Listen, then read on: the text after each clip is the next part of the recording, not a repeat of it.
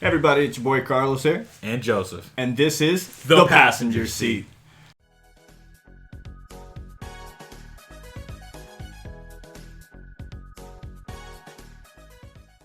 Woo! Alright, here we are. Alright, we thought we'd hit you guys with another nostalgia cartoon movie? Yeah. Oh, there you go, cartoon movie. Well, anime, technically. Yeah. Yeah. Anime, okay. Technically. Quotations. So, as you can tell by our props and figures here, we're going to talk about the 1998 Pokemon the movie.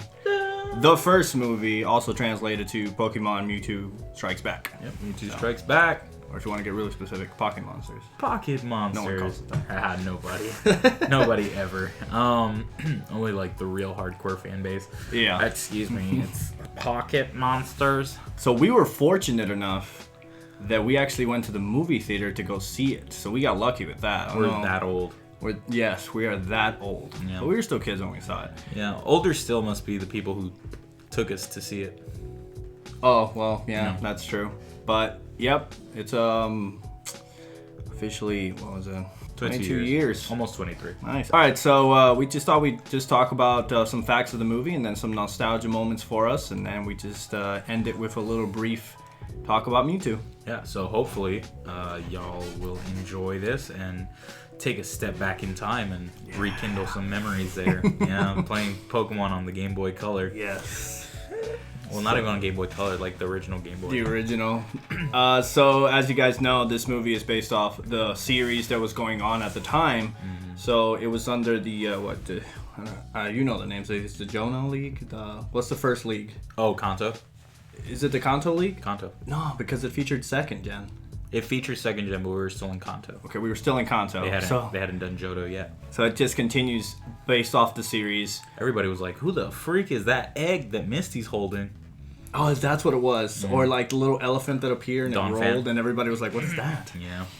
They wanted to release a Pokemon movie and see if it can succeed. It succeeded well in Japan. Yeah. It was incredible in Japan. It came out in 1998, July in Japan, but for us, the American audience, it came out in November of 1999. Yeah. And it still did well here. I mean, still did well. It had a lot of money. The reviews were kind of mixed here, but... It all depends. I think it's the way people grew up, too. Yeah. Yeah. Other than that, I guess we'll just go ahead and talk about the movie in general. Do you have any facts to point out? Before we get into the facts, I think we should just talk about the premise of the movie itself. Of course. So the movie is about, obviously, it revolves around Mewtwo, and it's Mewtwo after his creation. He feels like the whole enslaving of Pokemon and all that is just, he pretty much views humans as like a plague. And yeah, I mean, Thanos.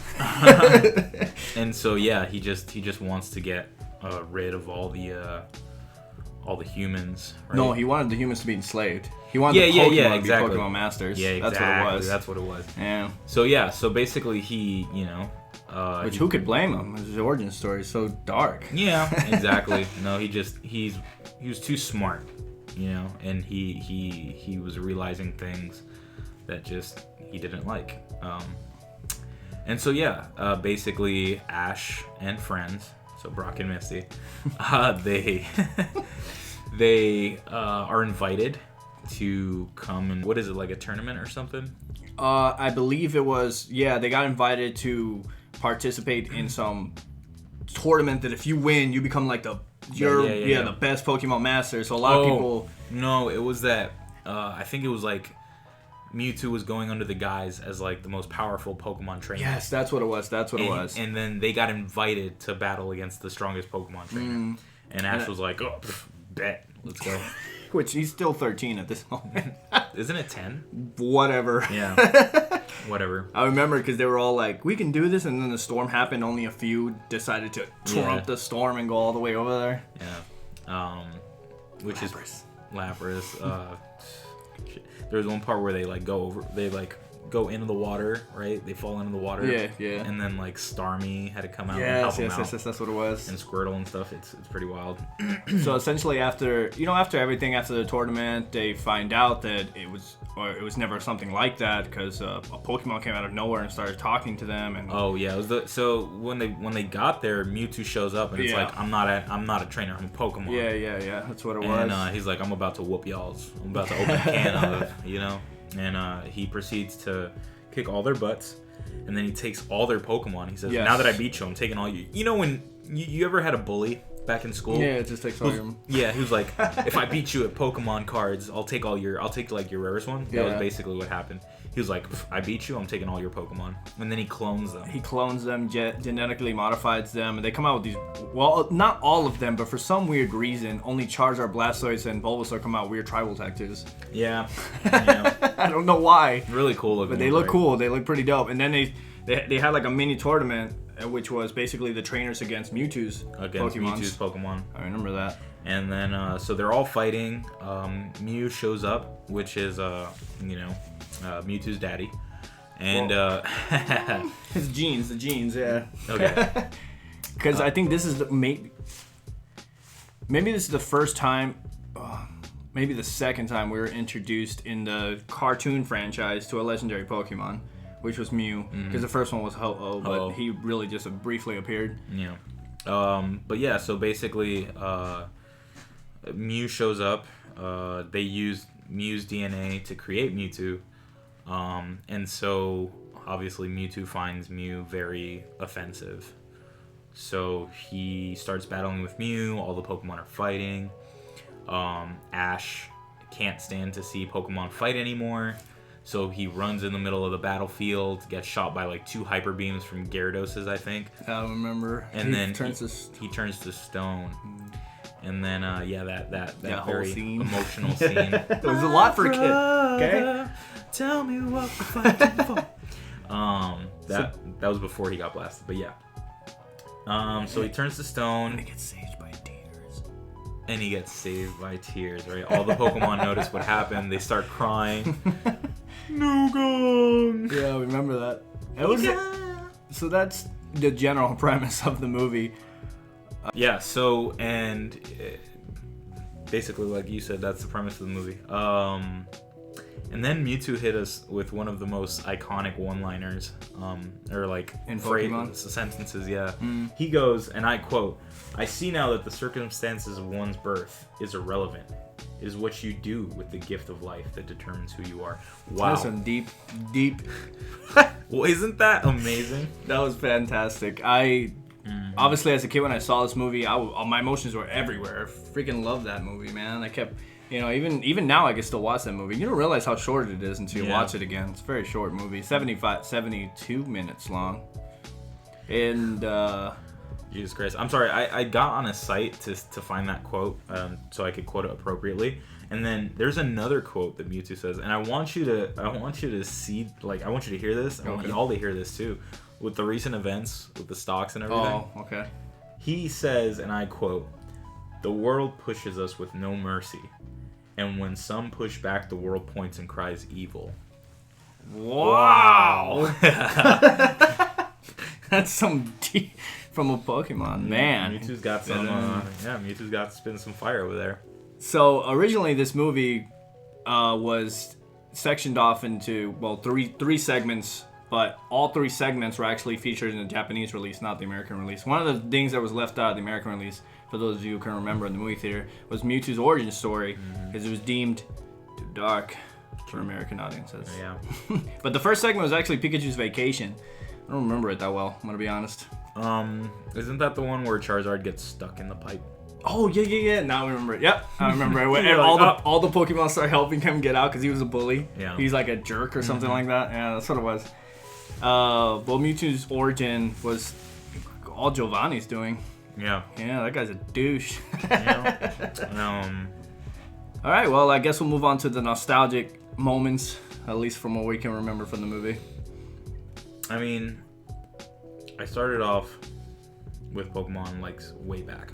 Oh yeah. Thanks to my brother Gio, and he's the one who actually took me into all the movies and to the events and stuff, because with Pokemon, you'd play the game and then they'd announce like an event at the mall, and you'd go and get like a free legendary Pokemon. Oh yes.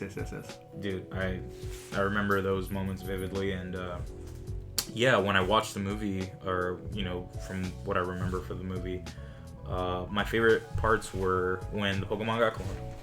Okay. I thought it was pretty cool to see, like you said, the Charizard and Blastoise with the tribals. That was really cool. And just Mewtwo has always been one of my favorites. Has been one of my favorite Pokemons of all time. Speaking about like when you just mentioned the whole tournaments and then you received something at the end, the Burger King toys. The Burger King toys. Awesome. They released 25 karat gold. 24 karat gold plated Pokemon cards inside little plastic Pokeballs. Yep. When Burger King used to release cool toys. They were awesome. If you ever got your hands on those, I remember. I think we, like Gio and I, we got a couple, if not all of them. Oh. Yeah. Things I can remember from the movie, at least for me, I really like the that whole fight scene where it was sad, but at the same time it was pretty cool to see all the Pokemon like fight against each other, and then they had that cool song. I'm always gonna remember that song in the background. It's like my brother, and then the two Pikachu's like Pika, and obviously Team Rocket's there, doing whatever it is they do. Yeah, just being Team Rocket. Yeah. I remember there's a part where like the machine that's cloning the Pokemon, they grab the Pokeballs and it shows the Pokemon in the slide. Yeah. And James goes, "Who's that Pokemon?" Yeah. And then what does it grab Mew? Like the claws start grabbing, not Mew. No, I'm sorry. Pikachu. Was it Pikachu? Yeah, it was and Pikachu. Then Ash tries to get it. Yeah, tries to push him off or something like that. I do remember that. Yeah. Yeah, it was. And then okay, so for anyone who like plays Pokemon or has played Pokemon, you know that the Master Ball is like the top ball. Yes. No. Mewtwo's Pokeballs are. Oh yeah. Are the gray craziest ones? Yeah, it's the craziest Pokeballs I've ever seen. They heat seeking. They fly. Right, they fly in the air, and then what? Dude, no. Also, how much time did it take for him to create that tower? I felt like he had all the time in the world. Like that tower came out of nowhere. It was just there in the middle of the ocean. That's why he's a top psychic Pokemon, because it's like. Yeah, no. So I guess that brings us into the third segment of this, Mewtwo. Mewtwo as a Pokemon himself. Oh, and I guess we could talk about Mew as well. Mm-hmm. As we said before, this is probably the second release of a legendary Pokemon, and when Mewtwo came out, that Mewtwo as a Pokemon is like one of the most famous Pokemons of all time. Well, we all know, for those who played the game, he was in that one cave in this was it Cerulean City, the one where Misty's from. Sure. And I think it's Cerulean. Anyways, he's in Cerulean Cave, and so basically there's a section in the game where there's a cave and you can't access it. Okay. Until you get the HM badges or beat the Elite Four or whatever. Okay. And when you finally go in, you're like, okay, what's in here? Your first time playing, and you walk into the cavern, you're going around, you're like, what the heck is going on? And boom, you get to the end of the cave, and there's Mewtwo. Yeah. And there's been so many people with like fan art and stuff like that. It just depicts it like really cool, like if you were living in that moment. Yeah, of course. The thing is, I can't imagine like before the movie came out. What were the theories? Of Mewtwo when they first saw him in the game. Yeah. But we might not know. And but yeah, like I said before, Mewtwo's one of my favorite Pokemon, and I don't know. I just think everything about him is just really dope. And we've seen him time and time again, because there was the Revenge of Mewtwo. A lot of things. He's in all of the games. He's in Smash. He's in Smash Bros. He's in Pokken Tournament. Mm-hmm. He was in Detective Pikachu. Oh, dang, that's true. Yeah. And they even they did make a remake of the movie in CGI. The movie CGI that came out 2019. And then there's Mew, which Mew is essentially he's not God. He's like first Pokemon. That's what his thing is, right? That's his niche. Yeah, he's like the ancestor of all Pokemon. Like his DNA is in every single Pokemon. So he's basically Adam from Adam and Eve. Well, I shouldn't say he. It's just it. And we can never forget the moment where we see what do they call him? Mecha Mewtwo, Metal Mewtwo, whatever. Mewtwo with the armor. Mewtwo with the armor. That's when Giovanni... Armored Mewtwo. That's when they started using him. Giovanni started using him in battles. So yeah, so other than that, I think we've mentioned everything we can about the movie. Hopefully you guys... I think it's on Netflix, so if you guys want to see it again, just go ahead and hop on that. See the CGI one too. It was cool. It was. So yeah, that was basically all we had for Pokemon the movie. And just make sure to hit that bell. Sorry, I was going to cough. Make sure to hit that bell, that like button, the subscribe. And yeah, hopefully you'll join us next time here in The Passenger Seat.